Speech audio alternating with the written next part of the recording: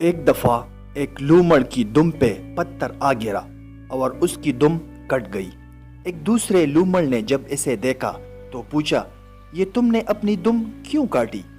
दुम कटा लूमड़ बोला, इससे बड़ी खुशी और फरहत महसूस होती है। ऐसा लगता है कि जैसे हवाओं में उड़ रहा हूँ। वाह, बहुत मज़ा आ रहा है। बस गैर गार कर इसने दूसरे लूमड़ को अपने ही जैसे दुम कटवाने पर राजी कर ही लिया।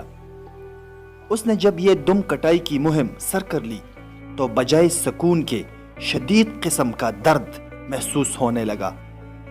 पूछा, मियाँ झूठ क्यों बोला मुझसे? तो पहले वाला लूमड़ कहने लगा, जो हुआ सो हुआ।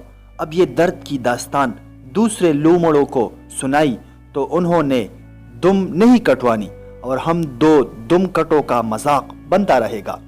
बात समझ में आई?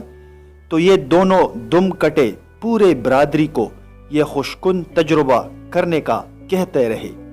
नतीजा यह निकला कि लूमड़ों की अक्सरियत दुम कटी हो गई।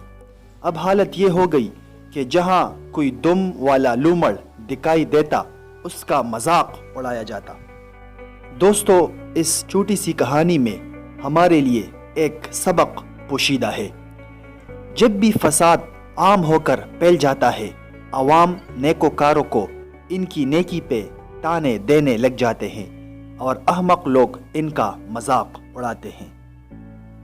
हजरत काब रजी अल्लाह तआला अन्हु से रिवायत है, फरमाया, लोगों पे ऐसा ज़माना आएगा कि मोमिन को इसके ईमान पे ऐसे ही आर दिलाई जाएगी जैसे कि आजकल बदकार को इसकी बदकारी पे आर दिलाई जाती है और शर्मिंदा किया जाता है।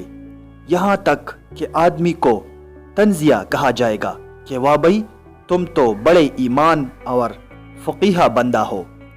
बिगड़ा हुआ माशरा जब नेकोकारों में कोई काबिल एतराज़ बात नहीं तलाश कर पाता तो इनकी बेहतरीन खूबी ही इनको आर दिलाने लग जाता है।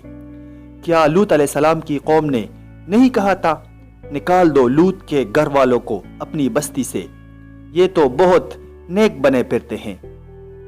यही हमारे मुआशरे की हकीकत है कि जिसमें हम जीते हैं। दोस्तों, चैनल को सब्सक्राइब करें और बेल आइकन पर ज़रूर क्लिक करें। शुक्रिया।